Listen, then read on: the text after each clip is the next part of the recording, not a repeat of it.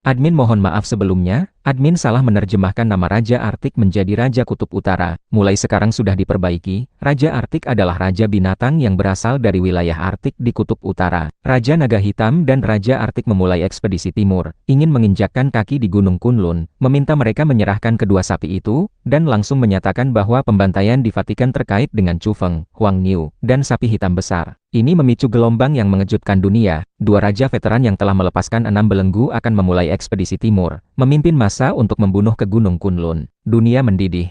Beberapa ahli di timur terkejut dan pada saat yang sama marah. Apa yang ingin dilakukan oleh para raja barat? Beberapa orang khawatir, beberapa orang senang. Setidaknya, setelah menerima berita kematian Chu Feng, banyak binatang aneh di timur menunjukkan senyum. Menantu perempuan dari keluarga Lin grup biologis Dewa Surgawi, Xuan Yi, juga sangat senang. Dia menyesap anggur merah sambil menyenandungkan nada, merasa sangat gembira. Aku tidak percaya, bos pasti tidak mati, dia pasti akan kembali hidup-hidup, dan kemudian membunuh semua iblis dan monster. Kata Du Huaijin, iya, Ouyang Qing, dan yang lainnya tidak percaya. Dewa Chu Feng sudah mati, jika ada urusan, bakar uang kertas. Hu Xiang kali ini tidak berlatih meditasi diam, berbicara omong kosong. Zhong Kun merasa takut dan berkata, bisakah aku memaki dia sekarang? Dia seharusnya sudah tamat. Kali ini seharusnya tidak bisa lolos dari bencana, kata Hu Xiang. Bukankah orang ini selalu sangat beruntung? Apa dia benar-benar mati begitu saja? Jiang Luoshen curiga. Lin Nuoyi berdiri di tepi laut timur, memanggil alat komunikasi Chu Feng, tetapi tidak dapat tersambung sama sekali. Xiao Feng, anakku, apa kau benar-benar sudah tiada? Di rumah Chu Feng, mata ibunya, Wang Jing, bengkak merah, dia baru saja menangis, dan sangat sedih. Jangan menangis, anak ini beruntung. Belum tentu terjadi apa-apa, mungkin dia akan kembali dalam beberapa hari. Chu Jiwan menghibur Wang Jing, tetapi dia juga terlihat kuil. Itu adalah satu-satunya putra mereka. Kabar buruk yang datang terasa seperti sambaran petir. Pasangan suami istri itu sangat cemas, dan kondisi mental mereka terlihat sangat buruk.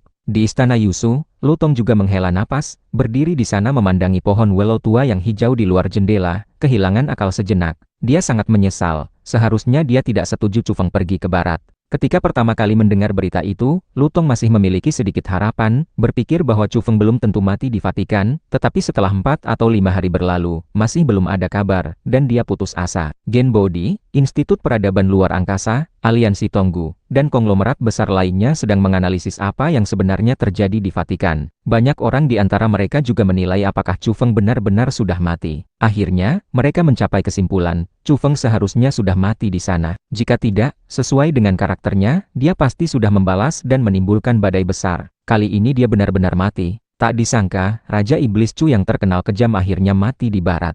Beberapa binatang aneh menghela napas. Bagi mereka, nama Raja Iblis Chu terlalu besar. Raja muda di antara manusia ini memang luar biasa belakangan ini. Binatang aneh yang berevolusi itu, termasuk keturunan dari berbagai klan raja, menjadi lebih berhati-hati setelah memasuki masyarakat manusia karena dia, dan tidak berani bertindak sembarangan. Hahaha, Raja Iblis Chu Feng akhirnya mati. Sungguh melegakan, kalau tidak, kita akan bersiap untuk mengatur jebakan untuk menyergapnya. Ternyata dia mati di Vatikan. Tentu saja, banyak makhluk aneh yang membenci Chu Feng, seperti klan Merak, klan Serigala, dan lain-lain, yang memiliki kebencian hidup dan mati dengannya, dan selalu berharap dia mati seketika. Timur tidak bisa tenang. Semua orang membicarakan apa yang terjadi di Vatikan. Apa kebenarannya? Tidak hanya konglomerat besar yang tidak percaya, tetapi orang biasa juga curiga, apakah begitu banyak makhluk tingkat raja benar-benar mati karena memicu larangan? Apalagi, hal ini bahkan melibatkan Chu Feng yang sudah mati. Desas-desus mengatakan bahwa dia dan 2 raja binatang dari Gunung Kunlun secara ilegal masuk ke daerah terlarang dan melibatkan orang lain. Banyak klan besar bersikap skeptis dan tidak mengatakan apa-apa. Raja Iblis Chu Feng, kau pantas mati, kau sendiri sudah mati, tapi kau masih melibatkan orang lain.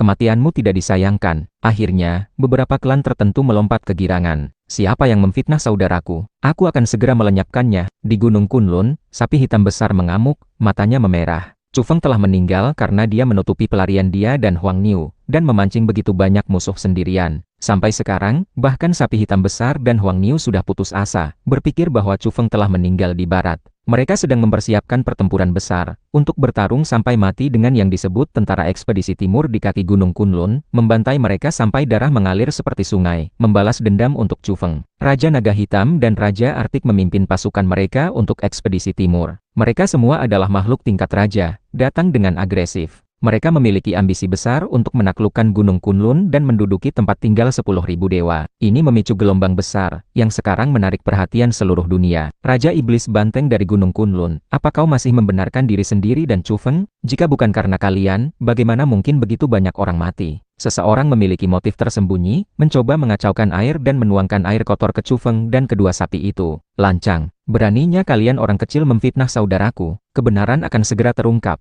Sapi hitam besar benar-benar ingin menampar mati orang-orang kecil itu. Dia tahu bahwa mereka termasuk musuh Chu Feng, seperti binatang aneh tertentu, dan bahkan makhluk tingkat raja dari Vatikan yang akan melakukan ekspedisi timur, yang ingin memutarbalikkan fakta dan mengacaukan yang benar dan yang salah. Dia dan Huang Niu tentu saja tidak bisa diam. Kedua sapi itu menuliskan detailnya, ingin mengumumkannya kepada publik. Kebenaran ada di sini. Huang Niu maju. Dia menggunakan ribuan kata untuk menjelaskan kebenaran insiden Vatikan secara rinci, menceritakan garis besar perjalanan dia, Chu Feng, dan sapi hitam besar ke barat. Ini adalah sesuatu yang telah dia dan sapi hitam besar diskusikan. Seluruh dunia gempar. Jika sesuai dengan apa yang ditulis oleh kedua sapi itu, ini benar-benar mengejutkan. Begitu banyak makhluk tingkat raja yang dijebak dan dibunuh. Apakah Schiller, Raja Naga Hitam, dan Raja Arktik begitu menakutkan? Itu semua adalah jebakan yang mereka pasang. Bahkan kekuatan besar pun merasa merinding. Apakah Vatikan ingin memperluas kekuasaan? Banyak orang memikirkan tentang gereja legendaris. Dalam mitos, itu adalah raksasa. Di masa yang paling cemerlang, siapa di seluruh dunia barat yang berani tidak mematuhi perintahnya? Terutama, orang memikirkan perang salib. Konyol, jika itu benar-benar jebakan yang dipasang oleh Tuan Scheller, apa kalian bertiga bisa melarikan diri? Itu sepenuhnya disebabkan oleh keserakahan kalian. Seseorang membantah, menargetkan kedua sapi itu. Aku bisa bersaksi bahwa Chu Feng adalah pelaku sebenarnya. Dia terlalu ambisius, mendambakan pohon suci kuno di area terlarang Vatikan, menyerang tanpa izin tetapi memicu larangan, melibatkan banyak ahli tingkat raja yang tewas. Singa Emas, Raja Serigala, dan lain-lain muncul satu demi satu. Mereka berasal dari Afrika, mengklaim tidak memiliki hubungan dengan orang-orang Eropa dan Vatikan, dan menyatakan kebenaran dalam posisi netral. Raja Singa sebenarnya hidup dan membuat pernyataan seperti itu, yang membuat kedua sapi itu terkejut. Saat itu, singa ini sangat mendominasi, tetapi dia memang kuat, telah melepaskan 4 belenggu, dan pernah memandang rendah Chu Feng dan kedua sapi itu, ingin membunuh mereka. Faktanya, dia memang sangat kuat. Jika Chu Feng tidak menggunakan gelang Fajra, mereka bertiga akan berada dalam bahaya hari itu. Situasinya buruk, di belakang Raja Singa ada singa tua. Kabarnya, dia hampir tak terkalahkan 21 tahun yang lalu. Itu adalah keberadaan super menakutkan yang telah melepaskan 6 belenggu. Sapi hitam besar merasa masalahnya serius. Bukan hanya Raja Naga Hitam dan Raja Arktik yang bersekutu dengan Scheller. Seluruh dunia bergejolak. Semua kekuatan besar curiga. Bahkan Raja Singa pun maju untuk membuat pernyataan. Air kolam ini semakin keruh. Sapi hitam besar dan Huang Niu tentu saja tidak membiarkan mereka memutarbalikkan fakta. Kedua sapi membantah, tetapi itu memicu lebih banyak topik dan perang kata-kata. Timur dan Barat tidak bisa tenang. Di dunia Barat, beberapa orang masih senang, karena begitu banyak raja binatang yang mati, yang membuat mereka merasa tekanan berkurang. Oleh karena itu, beberapa anggota parlemen di Eropa sedikit berpihak, berpikir bahwa Vatikan tidak bersalah. Aku hanya ingin bertanya, siapa yang memerintahkan penembakan jatuh selusin pesawat yang terbang dari Vatikan hari itu? Dia secara tidak langsung membunuh saudaraku Chu Feng. Masalah ini belum selesai. Sapi hitam besar marah, menyatakan bahwa dendam ini cepat atau lambat akan diselesaikan. Ini tentu saja memicu kegemparan. Chu Feng ditembak jatuh dari langit, kehilangan kesempatan untuk pergi. Jika tidak, dia pasti sudah kembali ke timur melalui Yunani. Chu Feng meninggal terlalu dini, sayang sekali. Banyak orang menyesal, karena dia masih sangat muda dan memiliki potensi besar. Sebagian besar makhluk tingkat raja lainnya adalah monster tua yang mendapatkan peluang besar ketika dunia mengalami perubahan kecil 21 tahun yang lalu, dan bangkit lebih dulu. Chu Feng adalah ahli tingkat raja yang baru bangkit, tetapi dia meninggal terlalu cepat. Raja Naga Hitam dan Raja Arktik memanggil bawahan, memulai perjalanan. Ini memicu badai besar. Ini bukan hanya pembicaraan santai. Mereka bertindak. Perselisihan hanyalah alasan. Mereka ingin merebut pegunungan abadi di timur. Orang-orang menyadari bahwa ini akan menjadi tabrakan besar antara timur dan barat. Keberadaan Kunlun memiliki makna yang terlalu besar. Itu dikenal sebagai gunung abadi nomor 1 di timur, tempat tinggal 10.000 dewa. Raja Naga Hitam dan Raja Arktik sangat ambisius, bahkan ingin melakukan ekspedisi timur dan menginjakkan kaki di Kunlun. Sementara itu di Laut Mediterania, raksasa hitam sepanjang 1000 meter meneteskan darah, melintasi seluruh lautan, dan dengan cepat pergi jauh. Ini adalah Raja Paus. Menurut akal sehat, Seharusnya tidak ada makhluk seperti itu di Laut Mediterania, tetapi sekarang Raja Paus telah muncul. Ia telah melepaskan 5 belenggu. Ketika ia benar-benar mengamuk, darahnya akan meluap ke langit. Makhluk sebesar itu dapat membalikan sungai dan laut.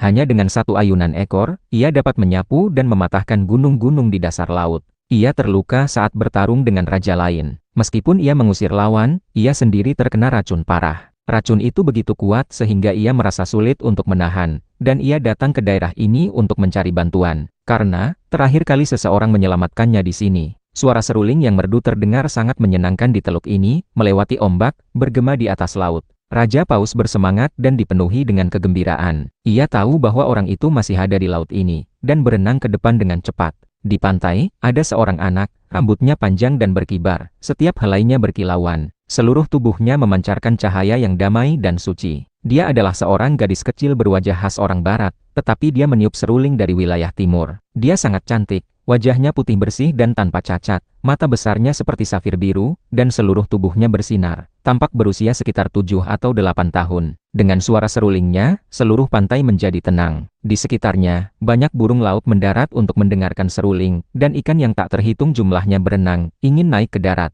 Raja Paus mendekat, hampir terdampar. Kau terluka lagi, kata gadis kecil itu. Seluruh tubuhnya memancarkan cahaya keemasan. Dia meletakkan seruling bambu, memegang gulungan perkamen kuno, dan melantunkan kitab suci. Dalam sekejap, cahaya di tubuhnya bersinar terang. Gulungan perkamen kuno memancarkan cahaya keemasan, menyelimutinya, dan kemudian sinar cahaya terbang menuju Raja Paus. Segera, ia kembali bersemangat. Raja Paus menyemburkan air, menggelengkan kepala dan ekornya di laut, berguncang hebat, menunjukkan keakraban pada gadis itu. Cufeng terbangun, karena dia merasa pusing di dalam perut Paus. Dia tiba-tiba duduk, dan pada saat ini, efek samping dari obat darah 10.000 roh telah hilang. Dia merasa kondisinya jauh lebih baik daripada sebelumnya, ia merasa sangat kuat. Swoosh! Akhirnya, Cufeng melesat keluar dari mulut Raja Paus yang terbuka. Pada saat yang sama, dia mengaktifkan metode pernapasan khusus. Tubuh fisiknya tidak lagi hibernasi, memulihkan vitalitas yang kuat, memancarkan cahaya yang cemerlang. Cufeng mendarat di tepi laut, melihat ke belakang ke Raja Paus, dan kemudian dengan terkejut melihat gadis kecil di tepi laut. Kau siapa? Gadis kecil itu bertanya. Ia masih memegang gulungan perkamen kuno, seperti dewa, memancarkan cahaya, membuka mata birunya yang seperti safir dan menatap Cufeng dengan terkejut. Di mana ini? Tanya Cufeng. Di belakangnya, Raja Paus meraung, memancarkan tekanan yang sangat menakutkan. Ini adalah pantai Tanah Suci, jawab gadis kecil itu. Cufeng kebingungan. Pantai Tanah Suci apa? Melihat gadis kecil cantik yang seluruh tubuhnya bersinar dan bahkan rambut panjangnya berkilauan, dia sedikit curiga apakah dia telah tiba di Atlantis, atau benua yang hilang. Setelah perubahan dunia, berbagai legenda muncul. Bahkan jika benua yang hilang itu muncul kembali, dia tidak akan terlalu terkejut. Karena, catatan paling awal tentang benua itu berasal dari dialog Yunani kuno, dan Cufeng melarikan diri dari arah Yunani, menyusuri lautan. Oleh karena itu, dia memiliki spekulasi seperti ini. Di laut, Raja Paus sepanjang 1000 meter itu meraung. Ombak menghantam ke langit tinggi, sangat menakutkan. Jelas itu adalah binatang aneh laut, tetapi ia mengeluarkan raungan seperti binatang buas daratan. Tubuhnya memancarkan gelombang darah yang kuat, melonjak ke langit. Sebagai makhluk kuat yang telah melepaskan 5 belenggu, ia menunjukkan kekuatan yang mengejutkan dunia, cukup untuk melawan rudal dan lainnya. Ia sangat tidak puas dengan Cufeng. Saat ia keracunan dan kesadarannya kabur, anak ini malah bersembunyi di perutnya untuk tidur. Ia sedang meluapkan kemarahannya. Sudah, jangan marah. Kalian bukan musuh. Gadis kecil itu menenangkan Raja Paus, mengedipkan mata besarnya, dan melambaikan tangan ke arahnya. Terima kasih. Raja Paus mengirimkan fluktuasi spiritual dan menjadi tenang. Bahasa mereka tidak sama, jadi mereka hanya bisa berkomunikasi dengan cara ini. Setelah itu, ia menatap Cufeng dengan tatapan mengancam. Bagaimanapun, ia adalah binatang aneh yang telah melepaskan 5 belenggu, dan martabat rajanya tidak boleh dilanggar. Aku minta maaf. Aku dikejar dan melarikan diri ke laut, dan akhirnya kau menelanku. Aku tidak sadarkan diri selama beberapa hari, ini juga bisa dianggap selamat dari bencana besar, kata Cufeng. Raja Paus menyipitkan mata padanya. Bocah ini berbicara seolah-olah dialah korbannya. Gadis kecil itu tampaknya melihat keraguan Cufeng, dan dia langsung memberitahunya, ini adalah Yerusalem, kota suci. Cufeng tertegun. Berapa lama dia hanyut di laut? Dia benar-benar menyeberangi Laut Mediterania dari Yunani dan tiba di wilayah Timur Tengah. Padahal lautan sekarang membentang tak terbatas dan sangat besar. Dia tidak bisa menahan diri untuk melihat Raja Paus. Raksasa ini benar-benar luar biasa. Bisakah dia membujuknya untuk melakukan perjalanan jauh dan berpartisipasi dalam pertempuran memperebutkan pohon fusang di Laut Timur? Begitu dia berbicara, berkomunikasi secara spiritual, Raja Paus langsung menjawab, "Apa kau ingin aku menggendongmu sepanjang jalan berenang ke timur?" Tidak ada cara untuk berkomunikasi dengan gembira, Chu Feng langsung berbalik membelakanginya. Raja Paus tidak bodoh, merasa bahwa bocah ini hanya ingin mencari tunggangan gratis untuk mengirimnya ke timur. Jadi ia langsung mengejeknya. Chu Feng sangat ingin tahu tentang gadis kecil itu, karena dia tidak bisa memahaminya. Gadis kecil itu baru berusia sekitar 7 atau 8 tahun, tetapi dia memiliki aura luar biasa, dan cahaya suci menyelimuti seluruh tubuhnya. Jika bukan karena pengetahuan bahwa makhluk transenden saat ini semuanya lahir karena evolusi, mudah bagi orang untuk curiga apakah dia adalah keturunan dewa. Dia begitu kecil, tetapi dia diselimuti cahaya suci. Chu Feng berbicara dengannya, tetapi gadis kecil itu sangat tertutup. Hanya tersenyum manis, hanya mengatakan bahwa dia tinggal di Yerusalem, kota suci, dan suka mempelajari berbagai kitab suci kuno. Chu Feng tidak bertanya lagi, karena gadis kecil itu tidak mau bicara lebih banyak, tetapi hatinya tidak tenang. Dia merasakan aura khusus pada anak ini. Beberapa sifatnya sangat mirip dengan Huang Niu setelah berubah wujud. Setelah Huang Niu berubah wujud, ia memiliki rambut panjang berwarna emas, terlalu cantik, seperti boneka porselen yang indah, luar biasa. Chu Feng terkejut oleh pikirannya sendiri, mungkinkah gadis kecil ini juga tidak berasal dari dunia ini? Dia benar-benar merasakan semacam aura yang transenden padanya. Aku harus pergi, sampai jumpa. Gadis kecil itu tersenyum dan melambaikan tangan, lalu pergi, berlari menuju Yerusalem. Cahaya suci di tubuhnya perlahan-lahan surut. Lain kali aku harus memanggil Huang Niu untuk menguji dirinya. Mungkinkah dia juga seorang pendatang? Chu Feng tampak serius. Dia sudah tahu, makhluk yang bisa melewati gerbang hidup dan mati dan akhirnya turun ke dunia ini melalui jalur misterius, pasti memiliki keistimewaan. Biur. Di belakang, Raja Paus memukul ombak, setinggi ratusan meter, seperti tsunami, mengeluarkan suara gemuruh, menyapu ke arah Chu Feng. Dasar kau. Chu Feng berlari sangat cepat sambil mengumpat, tetapi dia masih basah kuyup oleh ombak, berdiri jauh menatap raksasa laut itu. Raja Paus tampak gembira. Jelas ia sangat pendendam, tetapi tidak kejam, hanya menggoda Chu Feng dengan cara ini. Apa kau benar-benar tidak mempertimbangkan untuk pergi ke sarang naga sejati di Laut Timur untuk berubah menjadi naga? Saat itu kau bisa terbang di atas langit, dan tidak perlu terperangkap di dalam air. Dasar bocah kecil, aku sudah hidup ratusan tahun, kau masih ingin membodohiku. Pergi sana main lumpur. Raja Paus mengejek. Chu Feng berbalik dan pergi, tidak membuang-buang tenaga lagi. Di kejauhan, bayangan orang ramai berdatangan, mengeluarkan seruan terkejut. Semuanya datang untuk melihat Raja Paus. Karena, Laut Mediterania selalu dianggap tidak memiliki paus. Sekarang ada paus sebesar itu muncul, seperti sebuah pulau, benar-benar mengejutkan. Chu Feng buru-buru menghindari kerumunan. Dia takut difoto. Orang-orang ini tampak bersemangat. Pria, wanita, tua, dan muda semuanya memegang alat komunikasi, kamera, dan lain-lain, mengambil gambar tanpa henti. Tentu saja, tidak ada yang berani mendekat. Raja Paus mengibaskan ekornya dan berenang menjauh perlahan. Setelah waktu yang lama, tempat itu menjadi tenang. Chu Feng membawa tas kulit binatang, tampak sangat lusuh, yang tentu saja membuat beberapa orang terkejut. Dia berbicara dengan orang-orang dalam bahasa Inggris yang kaku, meminjam alat komunikasi. Miliknya sudah hancur dalam pertempuran. Chu Feng segera menghubungi orang tuanya, takut mereka khawatir. Begitu terhubung, dia baru saja memanggil Bu, dan di sana terdengar keheningan, lalu suara tangisan yang bercampur kejutan dan kegembiraan. Kemudian, tangisan Wang Jing semakin keras, tidak bisa ditahan. Hati Chu Feng langsung terasa sakit. Dia tahu bahwa kali ini dia benar-benar membuat keluarganya khawatir. Orang tuanya pasti sangat menderita selama beberapa hari ini. Bu, jangan menangis. Aku salah, karena membuat kalian khawatir. Chu Feng berbisik. Untuk pertama kalinya, dia merasa bahwa dia belum cukup kuat.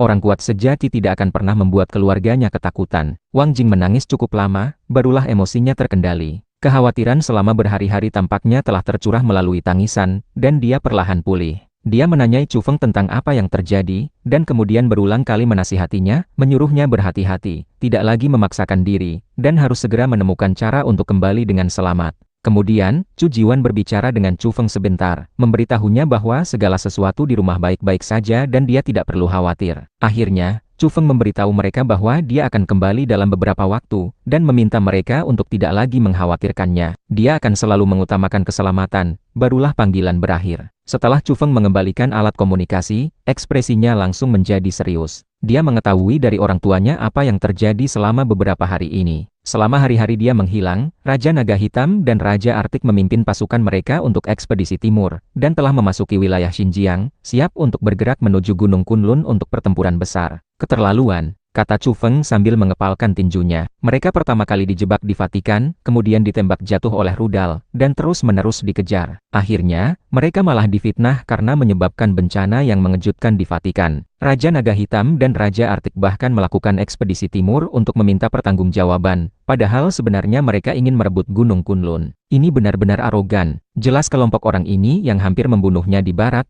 tetapi mereka menuduhnya dan bahkan ingin menyerbu ke timur. Benar-benar sangat mendominasi. Jika aku tidak membuat kalian membayar harga yang menyakitkan, aku bersumpah tidak akan menyerah. Chu Feng menggeram. Dia tidak memasuki Yerusalem untuk sementara waktu, karena dia tidak tahu banyak tentang tempat itu. Ini adalah tanah suci tiga agama, lebih terkenal daripada Vatikan. Bahkan orang suci gereja Vatikan dimakamkan di sini. Aku harus menjadi lebih kuat.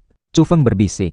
Ada api amarah yang membara di hatinya. Orang-orang itu telah melakukan ekspedisi timur, dan dia berencana untuk menyerang ke barat, memotong jalur mereka, dan membantai mereka. Seluruh dunia mengira dia sudah mati. Beberapa orang sedih, dan beberapa bahkan berbicara sembarangan, tidak menghormati orang mati. Dia akan memberi semua orang kejutan. Chu Feng berjalan jauh menyusuri pantai, tiba di tempat tak berpenghuni. Pasir emas terasa lembut, panas setelah disinari matahari yang cerah. Chu Feng merasa nyaman menginjaknya dengan kaki telanjang. Dia membuang tas kulit binatang itu dan mulai mengaktifkan metode pernapasan khusus. Setelah tidur selama beberapa hari, ada energi luar biasa yang terkandung di dalam tubuhnya. Setiap bagian daging dan darahnya berkilauan dan bersinar, penuh dengan aktivitas yang kuat, lembut seperti batu giok. Tidak diragukan lagi, dia hanya selangkah lagi dari mencapai transformasi yang menakjubkan. Energi misterius di tubuhnya telah terakumulasi cukup, dan dia akan melepaskan belenggu tertentu. Selama beberapa hari tidur ini, Chu Feng sepenuhnya menyerap khasiat obat dari serbuk sari. Daging dan darahnya bersinar, hampir memancarkan cahaya dewa. Krak!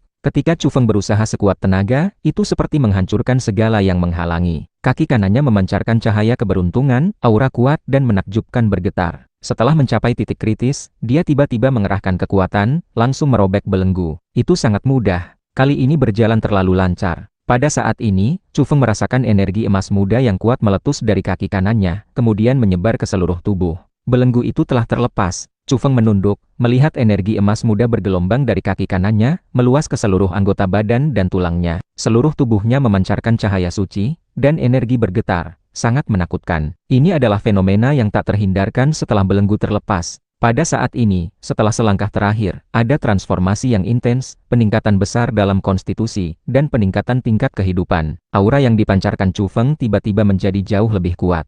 Setelah melepaskan belenggu, energi misterius dilepaskan, daging dan darahnya menjadi transparan, dan cahaya suci mengalir. Ini bisa dirasakan dengan jelas. Pada saat ini, kekuatannya meroket, jauh melebihi sebelumnya. Chu Feng menginjak tanah dengan keras. Dengan suara boom, pasir kuning di daerah itu meledak. Pantai itu tampak seperti dihantam meteorit, dan lubang besar yang menakutkan langsung muncul. Chu Feng mundur. Dia terkejut. Dia bahkan tidak menggunakan semua kekuatannya, namun kaki kanannya yang telah melepaskan belenggu menyebabkan pemandangan yang begitu mengerikan.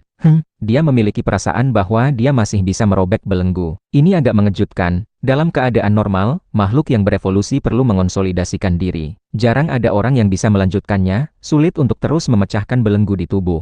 Tetapi Chu Feng memiliki perasaan ini. Akumulasi kali ini sangat signifikan. Dia memiliki perasaan itu, dia masih bisa menerobos. Dia tidak mau melepaskan kesempatan itu. Dia bahkan tidak sempat merasakan kemampuan seperti apa yang dia peroleh setelah melepaskan belenggu tadi, dan dia mulai menyerang lagi. Kali ini butuh waktu lama. Chu Feng mencoba segala macam cara, menemukan bahwa belenggu di kaki kirinya cocok untuk dibuka, karena sudah ada beberapa retakan. Kali ini, dia mengamati dengan cermat.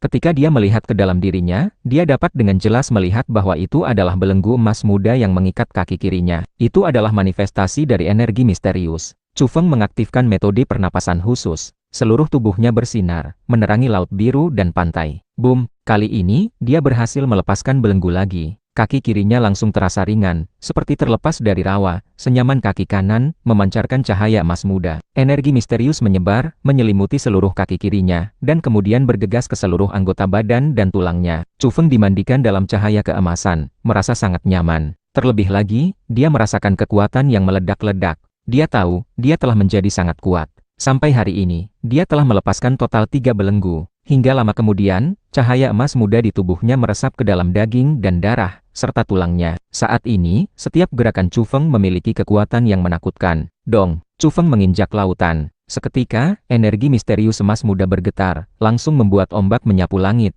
Pemandangannya menakutkan. Ini membuatnya terkejut, karena dia bahkan belum menggunakan semua kekuatannya. Setelah itu, Chu Feng berlari. Kecepatannya sangat menakutkan. Boom, ledakan suara itu menakutkan. Begitu dia sedikit meningkatkan kecepatan, dia sudah berada 1000 meter jauhnya, dan waktunya kurang dari 1 detik. Kecepatan macam apa ini? Ini agak tidak normal, karena sebelumnya, kecepatannya hanya sedikit lebih dari 1 kali kecepatan suara. Bahkan jika dia melepaskan 2 belenggu berturut-turut, seharusnya tidak secepat ini. Karena, setelah mencapai ranah tingkat raja, meningkatkan kekuatan jauh lebih mudah daripada meningkatkan kecepatan. Di levelnya saat ini, dia masih berada dalam kisaran 1 atau 2 kali kecepatan suara. Bahkan jika kecepatan aslinya cepat dan dia cukup mahir dalam akselerasi, seharusnya tidak seperti ini. Kecepatan binatang aneh tingkat raja sulit untuk ditingkatkan secara signifikan, jauh lebih lambat daripada peningkatan kekuatan. Setelah itu, Chu Feng menguji kecepatan akhirnya, menghitung dengan cermat.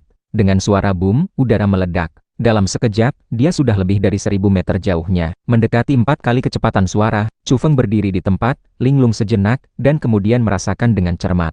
Akhirnya, dia memastikan kemampuan seperti apa yang dia peroleh. Ini benar-benar hampir tidak berbeda dengan langkah ilahi. Dia melepaskan 2 belenggu di hari yang sama. Kedua kakinya menjadi sangat ringan, dan pada saat yang sama, dia memiliki kekuatan besar yang tak terbayangkan, hampir bisa menendang bukit kecil hingga patah. Tentu saja, yang paling penting adalah kecepatan yang mengejutkan dunia. Tubuhnya telah berevolusi sepenuhnya. Nilai kehidupan keseluruhannya meroket, dan dia memperoleh kemampuan mengerikan seperti langkah ilahi. Kekuatan menyerang kedua kakinya sangat mencengangkan, dan Raja Burung yang terbang di langit pun tidak dapat menandingi kecepatannya. Chu Feng ingin segera menyerbu ke barat.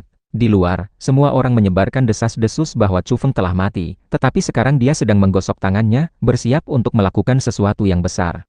Ombak menjulang dari laut dengan suara gemuruh seperti halilintar, memekakan telinga. Kemudian, sesosok tubuh melesat melewatinya, memotong ombak menjadi 2. Chu Feng seperti naga purba yang memancarkan aura liar, menerjang di lautan. Setelah berhasil memutus 3 belenggu, ia sempat tenang sejenak, namun kini ia mulai melepaskan kekuatannya sepenuhnya, untuk melihat seberapa kuat dirinya. Sebab, tak lama lagi ia akan menghadapi perang besar. Seseorang telah memimpin pasukan untuk menyerbu ke timur. Bagaimana mungkin ia melewatkan kesempatan ini? Di area tersebut, ratusan bahkan ribuan gelombang putih berputar, menghantam langit, menciptakan pemandangan layaknya tsunami. Mencapai level Chu Feng saat ini adalah hal yang mengejutkan dunia. Kecepatan 4 kali kecepatan suara melampaui imajinasi orang. Setiap kali ia bergerak, ia melesat ratusan meter jauhnya, ini hampir seperti terbang. Boom, Chu Feng menghentakkan kakinya. Energi emas pucat beriak keluar dari kaki kanannya, menyebabkan permukaan laut di sekitarnya tenggelam, seolah-olah dasar laut runtuh. Pemandangan yang menakutkan. Sementara itu, ombak di sekelilingnya menjulang tinggi, lalu melesat ke atas seperti pilar-pilar air putih yang ingin menembus awan. Langkah ilahi, kekuatan yang keras dan dominan. Energi emas pucat yang keluar dari kakinya sangat mengerikan.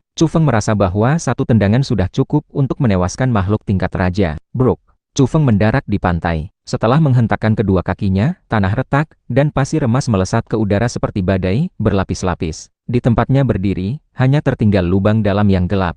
Dengan suara suus, Chu Feng menghilang, karena gerakan yang ia buat terlalu besar, dan ia tidak bisa berlama-lama di sana. Sekelompok besar orang berlari dari kejauhan. Ketika melihat pemandangan di depan mata, mereka tercengang. Mereka terpana, ini terlalu berlebihan. Pantai emas ini telah berubah menjadi jurang yang dalam. Kemana perginya semua pasir itu? Ya Tuhan, apa yang terjadi? Sementara itu, Chu Feng sudah jauh, berjalan di hamparan pasir emas yang lain. Ia telah menyesuaikan diri dengan tubuhnya yang kuat, yang baru saja mengalami transformasi dan evolusi. Ia merasakan setiap perubahan secara diam-diam. Seluruh tubuhnya berkilauan, dan setiap gerakan tangan atau kaki mengandung kekuatan yang mengerikan. Pada saat yang sama, ia merasakan bahwa ketika kakinya menginjak pasir, ia seolah menyatu dengan tanah. Telapak kakinya tampaknya mampu menyerap energi misterius dari bumi. Sebuah pedang terbang merah berputar di sekelilingnya, memancarkan cahaya merah. Kecepatan pedang itu kemudian meningkat, seperti kabut merah yang menyelimuti sekelilingnya. Saat ini, semangat Chu Feng tinggi, matanya bersinar terang. Evolusi total pada tubuhnya tentu saja mencakup peningkatan drastis pada energi spiritualnya. Dapat dilihat bahwa ketika Chu Feng menggunakan kekuatan spiritual ini, api perak putih melompat di atas dahinya. Energi spiritualnya hampir bermanifestasi, seperti dewa. Swiss. Tubuh pedang merah itu melesat hingga 300 meter jauhnya. Jangkauan serangannya meningkat tajam. Jika ia mau, itu bisa lebih jauh lagi, tetapi ini adalah jangkauan serangan yang paling optimal. Pedang terbang merah itu berputar dengan kecepatan tinggi, seperti naga merah yang melonjak, membawa kilat merah, mengeluarkan suara gemuruh yang menusuk telinga, dan tiba-tiba menghantam ke bawah. Boom! Pasir emas terbelah, meninggalkan jurang yang menakutkan dan tak terlihat dasarnya. Jika ini menghantam tubuh manusia, bagaimana mungkin daging dan darah bisa menahannya? Chu Feng merasa bahwa jika ia menghadapi raja binatang biasa, satu pedang ini sudah cukup untuk membelahnya menjadi dua. Mereka tidak akan mampu menahan ketajaman seperti itu. Baik tubuh fisik maupun spiritualnya telah bertransformasi, membuat kemajuan besar, dan kekuatannya meningkat pesat.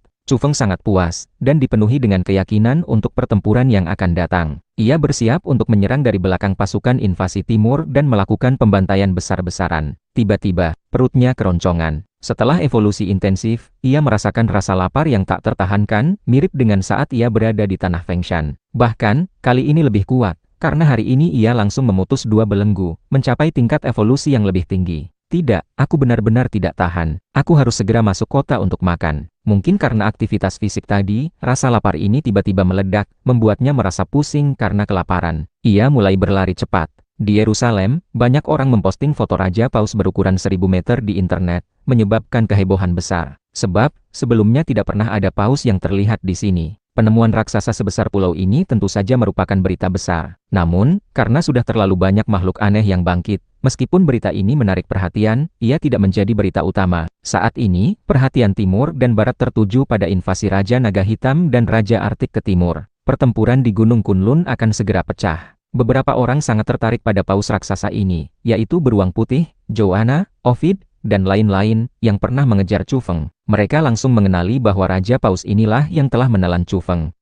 Tidak disangka Raja Paus ini berenang ke Yerusalem. Aku kebetulan akan menjadi utusan di kota suci itu. Siapa yang mau ikut denganku untuk melihatnya? Kata Ovid. Scheller ingin bersekutu dengan Yerusalem. Sekuat apapun dia cukup khawatir dengan tempat itu, dan harus mengirim utusan untuk membahas beberapa hal. Aku akan pergi bersamamu, kata Beruang Putih. Jika kalian bisa menemukan Raja Paus dan membuatnya bergabung dengan kita, itu akan sangat berarti. Joanna tersenyum. Lautan saat ini adalah zona terlarang bagi manusia. Sulit untuk menginjakkan kaki di sana. Lautan jauh lebih luas dari daratan, dan ada terlalu banyak spesies. Beberapa makhluk telah berevolusi hingga mencapai kondisi yang sangat menakutkan. Joanna berkata, dengan mengendalikan Raja Paus, kita bisa mencari Atlantis, dan kita juga bisa bergerak ke timur untuk menaklukkan pulau-pulau abadi di seberang lautan di timur. Itu ide yang bagus. Ovid juga tersenyum. Mereka menduga sarang Raja Paus mungkin berada di dekat Yerusalem, karena itu adalah kota suci, yang memiliki daya pikat mematikan bagi makhluk asing. Akhirnya, Ovid mewakili Scheller untuk menjadi utusan ke Yerusalem, dan Beruang Putih ikut serta. Saat ini, perang antara timur dan barat akan dimulai, dan mereka sangat membutuhkan tenaga di sini.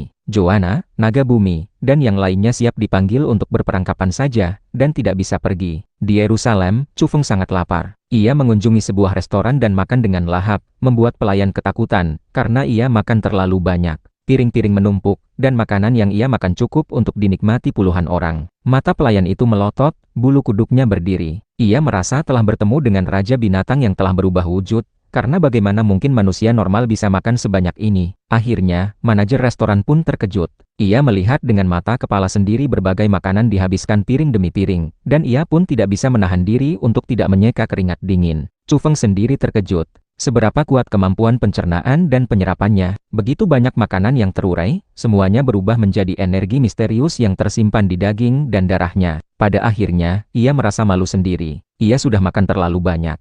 Tetapi ia masih merasa lapar, seolah-olah air mengalir ke padang pasir dan dengan cepat terserap. Aku butuh makanan berenergi tinggi. Chu Feng mengerti, bahan makanan biasa tidak efektif baginya. Evolusi kali ini sangat menakutkan. Ia memutus dua belenggu, meningkatkan fisiknya secara signifikan. Semua sel di tubuhnya telah meningkatkan aktivitasnya dan membutuhkan energi yang luar biasa untuk diisi ulang. Memutus belenggu menjelaskan segalanya. Tubuh sebelumnya terperangkap dan sama saja dengan tersembunyi dan tertidur. Sekarang, ia telah menghancurkan sangkar, mendapatkan kebebasan, dan benar-benar bangkit.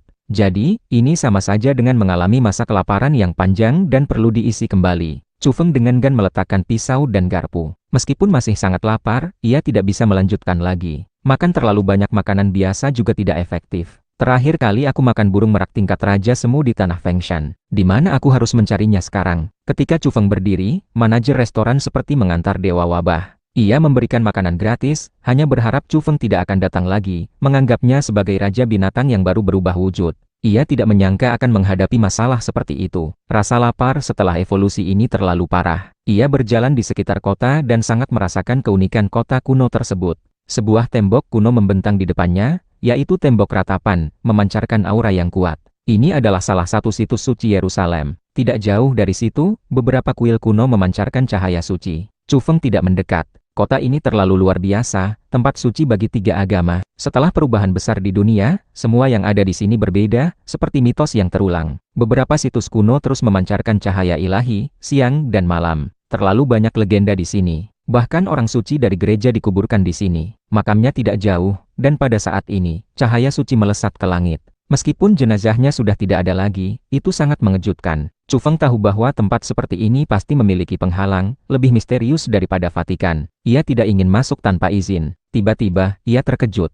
Ia melihat gadis kecil itu, berjalan keluar dari area makam suci di dekatnya. Rambutnya berkilauan, wajahnya seperti malaikat, matanya cerah, dan ia tersenyum manis pada Chu Feng. Hanya sedikit orang yang berani mendekati area itu sekarang, karena memancarkan kekuatan suci, tetapi ia bebas masuk dan keluar. Gadis kecil itu memegang gulungan kitab suci kuno, membaca dengan suara pelan, dan berjalan ke kuil suci paling terkenal di depannya. Di sana, cahaya keemasan berlapis-lapis, seolah-olah terbuat dari emas. Orang biasa menghormati dan menyembah tempat itu, tidak berani mendekat, tetapi ia berjalan masuk dengan langkah ringan. Chu Feng terkejut. Ia menduga bahwa jika tidak ada halangan, seharusnya ada ahli yang sangat kuat yang menjaga tempat seperti ini. Tetapi gadis kecil itu tidak dimarahi atau dihalangi. Jelas sekali, ia sangat akrab dengan tempat ini dan memiliki hubungan baik dengan para ahli di kota suci. Tidak lama kemudian, gadis kecil itu muncul lagi, berjalan ke arah Chu Feng, dan menyerahkan sepotong makanan yang hitam dan terlihat tidak menarik.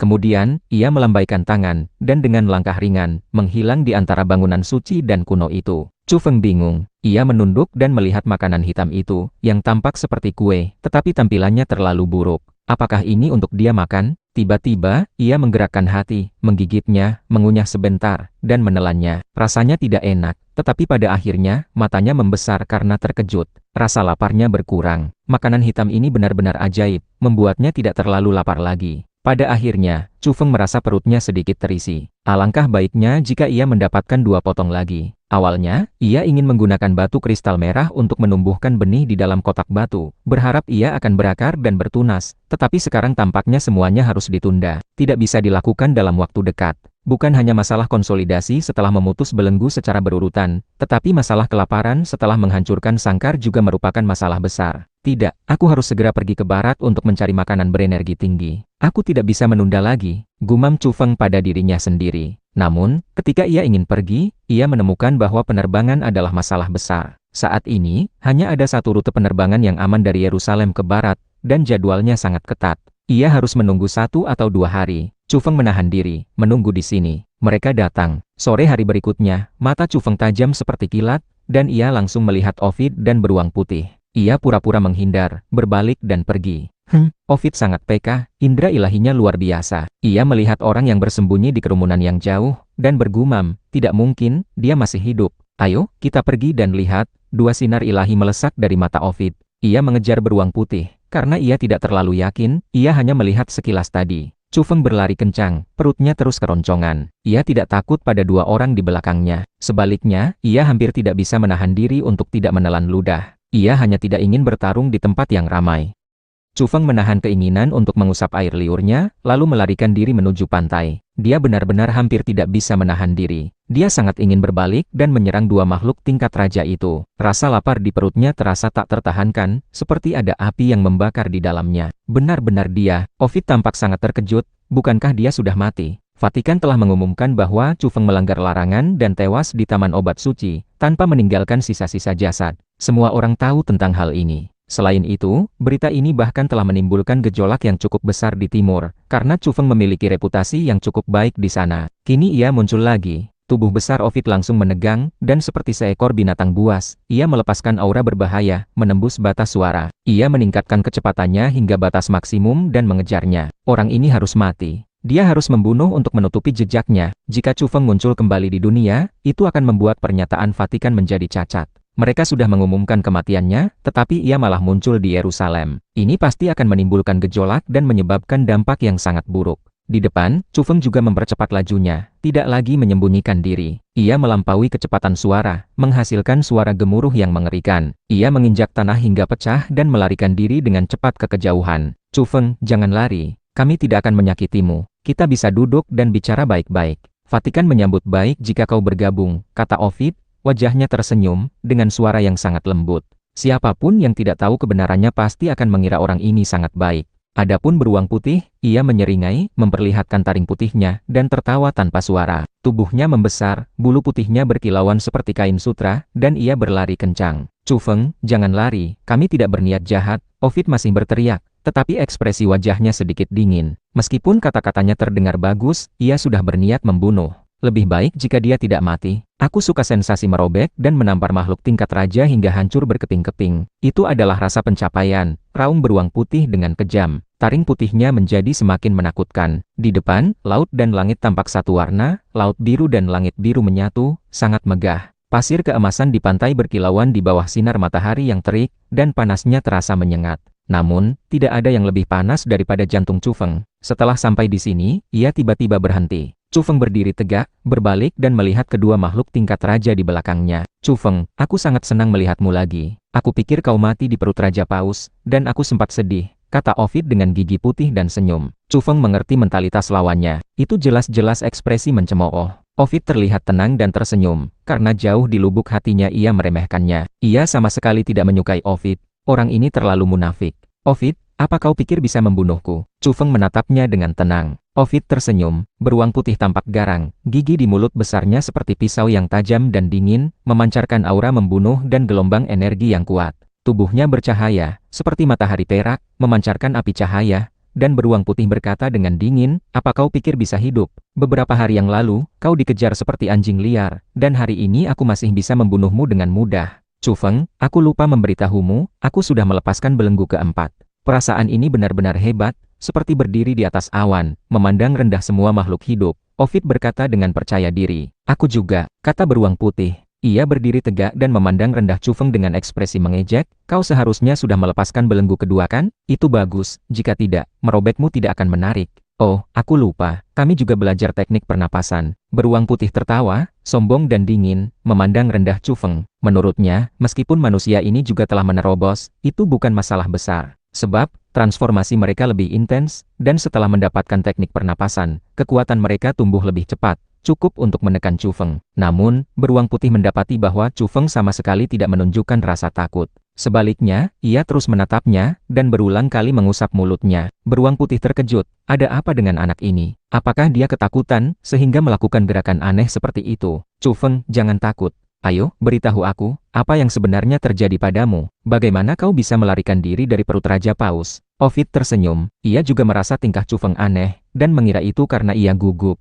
Chu Feng menelan ludah dengan suara geluk, dan pada saat yang sama, ia mengusap mulutnya lagi. Akhirnya, mereka mengerti apa yang ia lakukan. Beruang putih terkejut. Anak ini mengusap air liur. Kemudian, ia menjadi sangat marah, karena pemuda dari timur ini menatapnya dan melakukan tindakan seperti itu. Apakah dia menganggapnya sebagai mangsa? Saat ini, Chu Feng tidak perlu menyembunyikan apapun. Dengan laut di belakangnya, matahari terik dan langit biru di atas kepalanya, ia berdiri di pasir keemasan, melihat beruang gemuk dengan darah dan energi yang melimpah. Ia merasa semuanya begitu indah. Apakah akan direbus atau dikukus? Air liurnya menetes. Akhirnya, ia bisa menyelesaikan masalah rasa lapar yang tak tertahankan ini. Sus, beruang putih tidak tahan dengan tatapan seperti itu. Ia langsung menyerang. Cakar beruangnya lebih besar dari batu giling, mengarah ke Chu Feng. Dengan bunyi bum, ia menghancurkan pasir dan memicu ombak setinggi puluhan hingga ratusan meter di laut yang tenang. Beruang putih ini sangat ganas dan langsung berniat membunuh.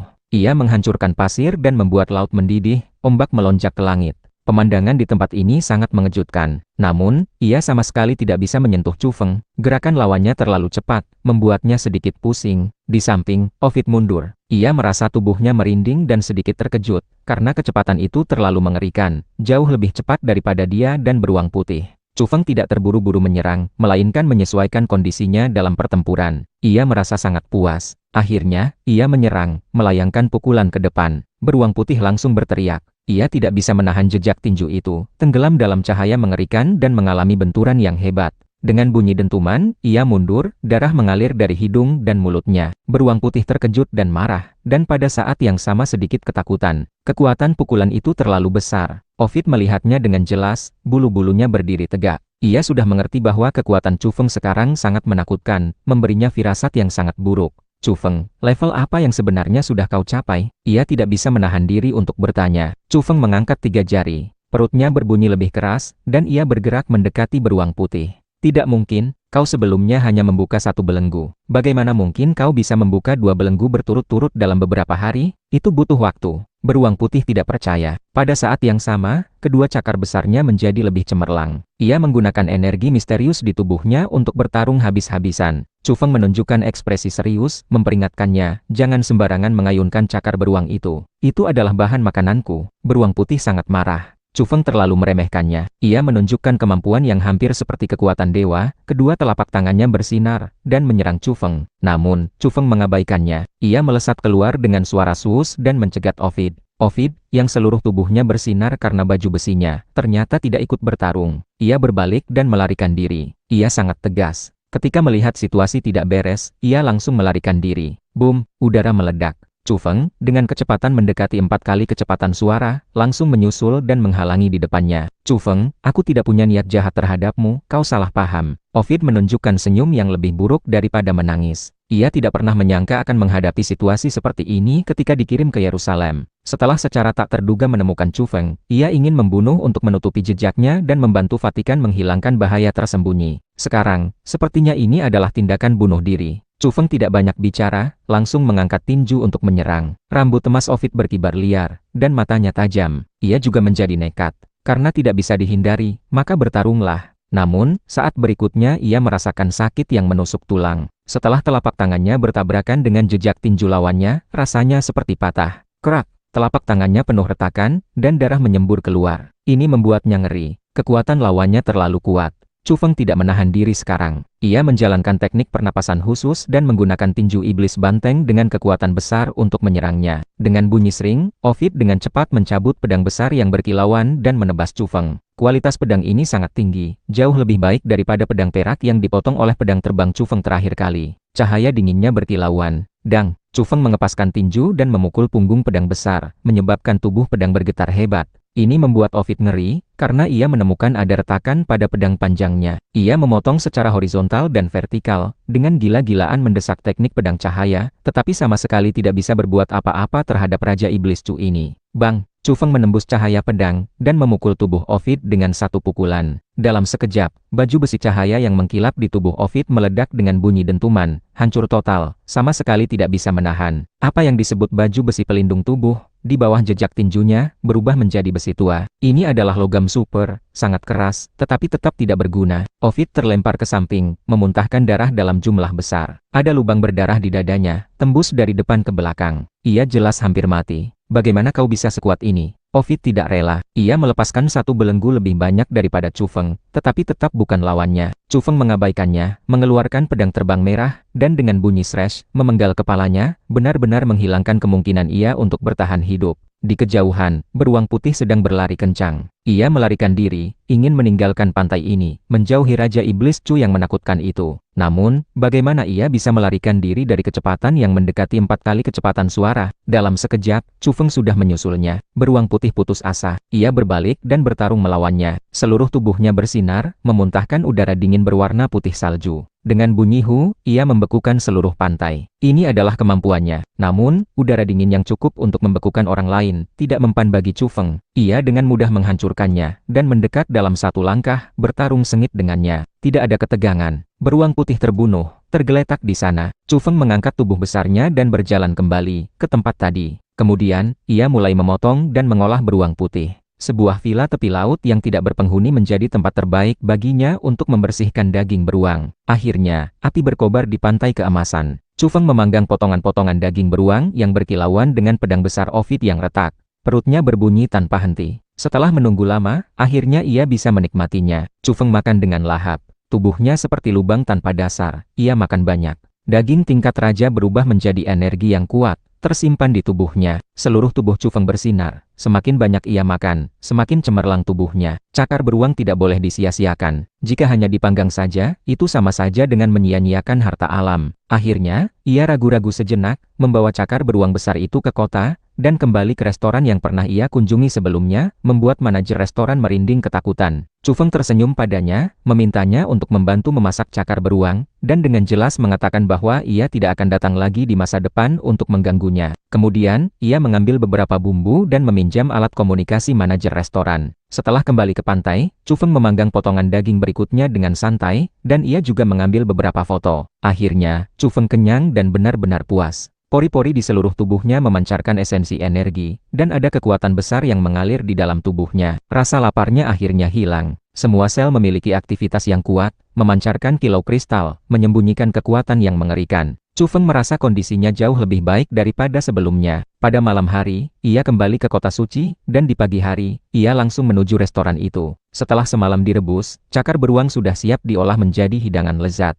Itu adalah sarapan Chu Feng, cakar raja beruang. Ia makan dengan sangat nyaman dan gembira. Pada hari itu, Chu Feng pergi, naik pesawat menuju Eropa. Ia terbang selama lebih dari sehari sebelum tiba dengan selamat.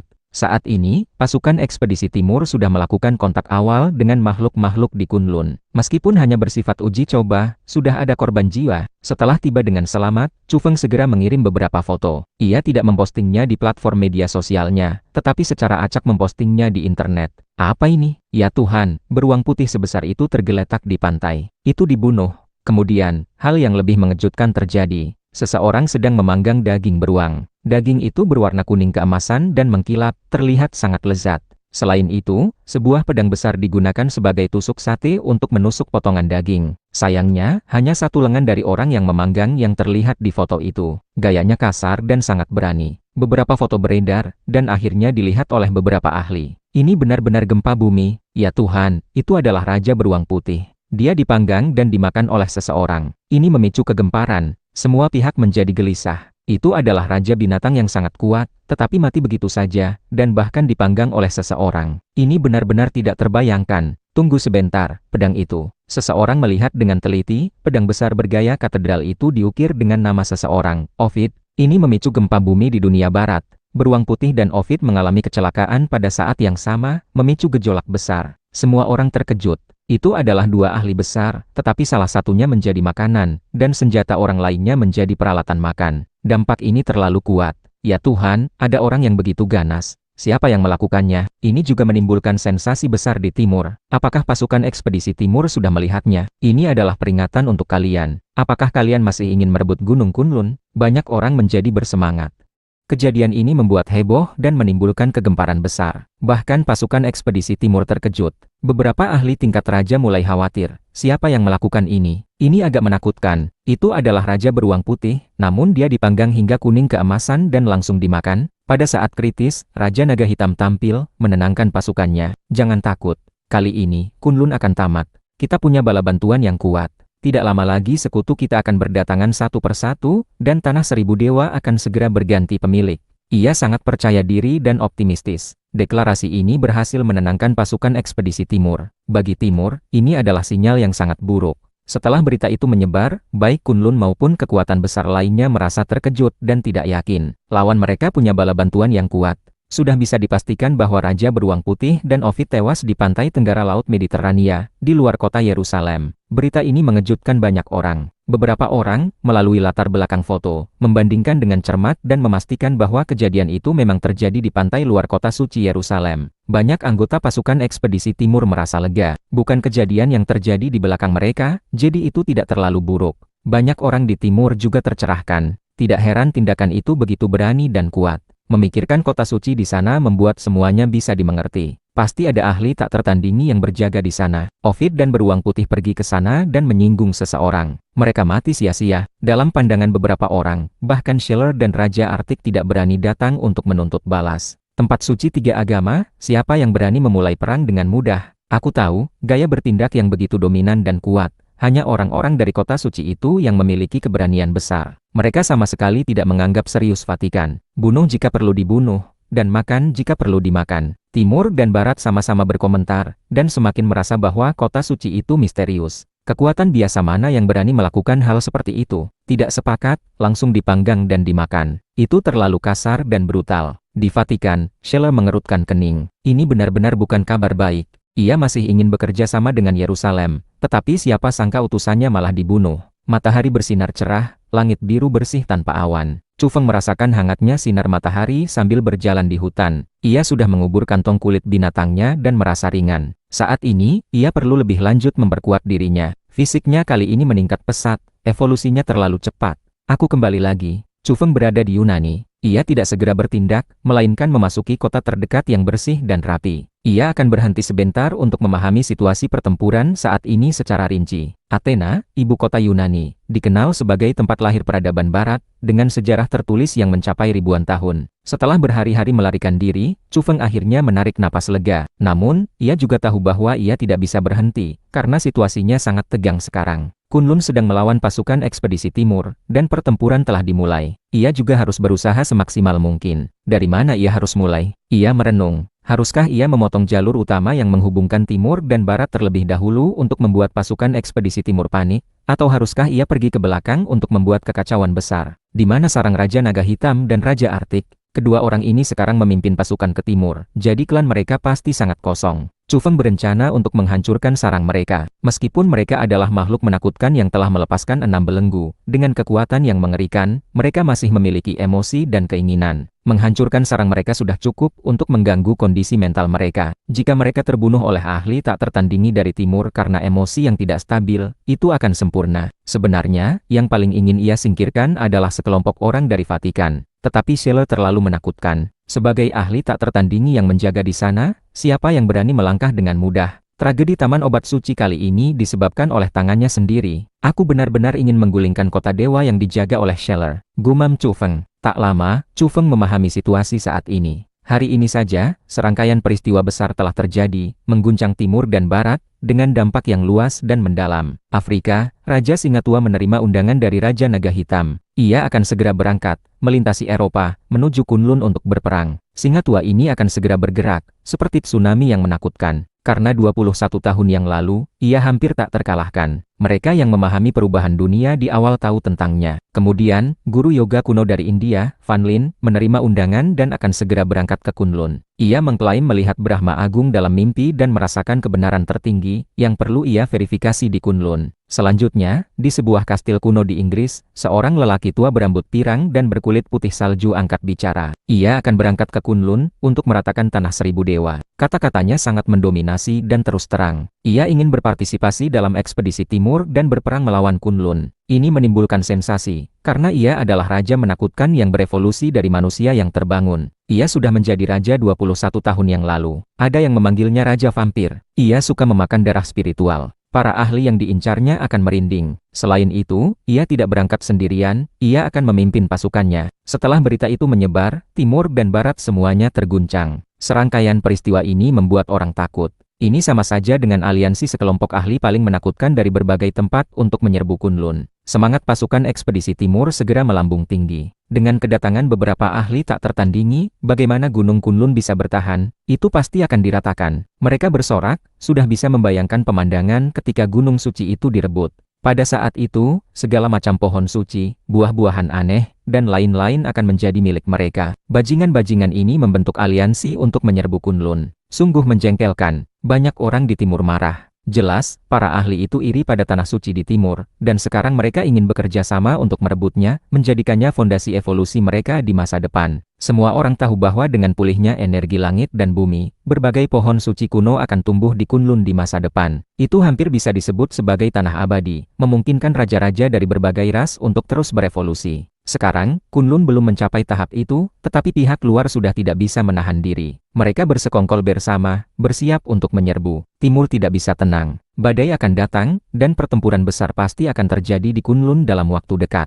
Sungguh mengejutkan. Kurasa Gunung Kunlun sudah tamat, dan pasti akan berganti pemilik, kata beberapa orang barat. Belum tentu. Ada juga ahli tak tertandingi yang menjaga di sana. Mereka tidak akan duduk diam dan membiarkan semua pihak menelan Kunlun. Pasti akan ada kekuatan besar lain yang datang untuk mendukung. Timur tentu saja juga memiliki ahli. Pemimpin Istana Bio sudah berangkat menuju Gunung Kunlun. Jika bukan karena khawatir dengan gangguan dari beberapa makhluk aneh, pemimpin Istana Bajing dan Istana Yusu pasti juga akan pergi ke barat. Selain itu, Bangau Putih dari Istana Pedang Gunung Shu, Guru Agung dari Gunung Wudang, dan Kera Tua dari Kuil Belantara Agung juga menyatakan pendapat mereka pada saat pertama. Gunung Kunlun adalah tanah suci timur, dan tidak boleh diinjak-injak oleh para penyerbu itu. Selain itu, beberapa orang telah bergerak secara diam-diam. Sekelompok raja binatang di Kunlun bukan tanpa teman, hanya saja mereka tidak terlalu menonjol. Badai akan datang.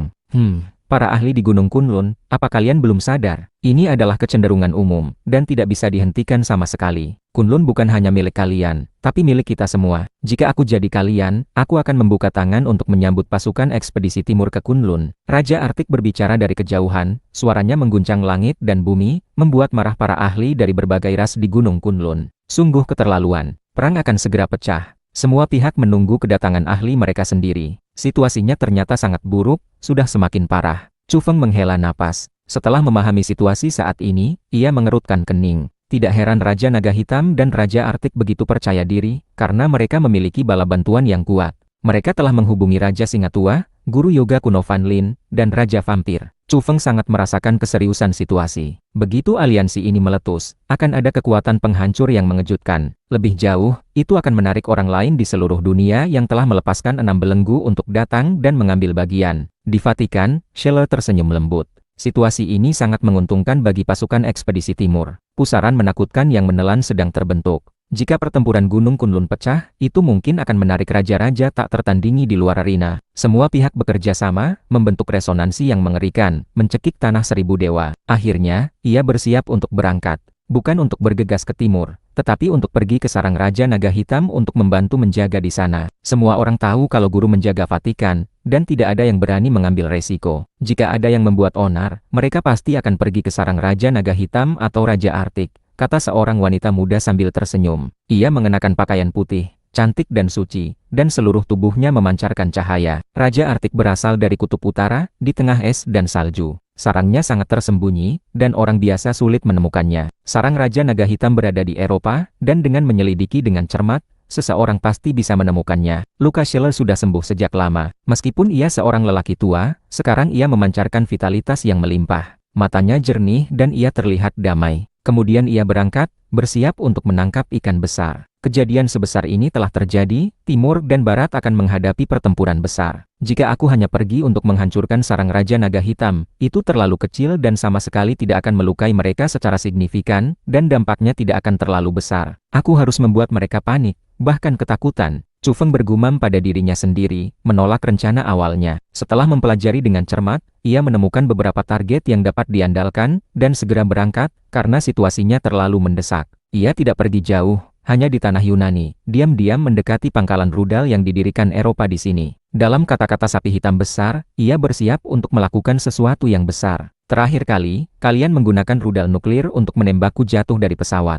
Kalian merasa sangat nyaman ya? Chu Feng mencibir. Itu adalah hasil dari pengaruh yang diberikan oleh Scheller. Sekarang, ia bersiap untuk membalas. Ia akan membuat kegemparan besar. Hari itu, Chu Feng menyelinap masuk, dan berhasil menemukan penanggung jawab militer tertinggi di sini, dan menghipnotisnya. Sekarang, ia telah melepaskan 3 belenggu, ditambah dengan mempraktikkan seni bela diri spiritual. Kekuatan spiritualnya secara alami sangat kuat. Hipnosis sangat mudah baginya, semuanya berjalan lancar. Ternyata di sini ada rudal nuklir, dan bukan hanya satu. Bagus sekali. Targetnya kota Dewa Vatikan. Scheller, aku akan memberimu hadiah besar. Orangnya bisa lari, tetapi gerejanya tidak akan lari. Sekarang ia akan membalas dengan cara yang sama, menyalakan kembang api di Eropa, untuk dilihat oleh Scheller, Raja Naga Hitam, Raja Artik, dan lainnya. Belum lama ini, ia hampir mati di barat. Hari ini Chu Feng akan menuntut penjelasan, dan mengambil sebagian bunganya terlebih dahulu.